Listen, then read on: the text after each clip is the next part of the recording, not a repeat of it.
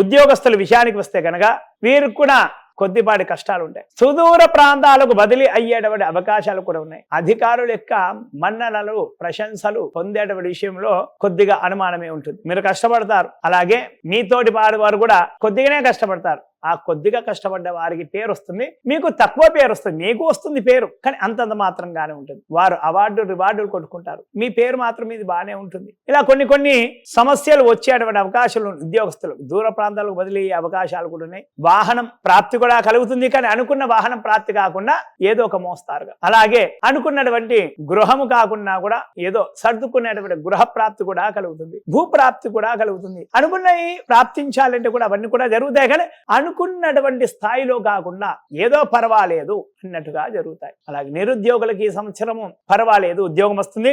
అనుకున్న ఉద్యోగం కాకుండా కూడా ఏదైనా సరే ఒక ఉద్యోగం వస్తుంది, ఆ ఉద్యోగంలో ఖచ్చితంగా చేరిపోతారు.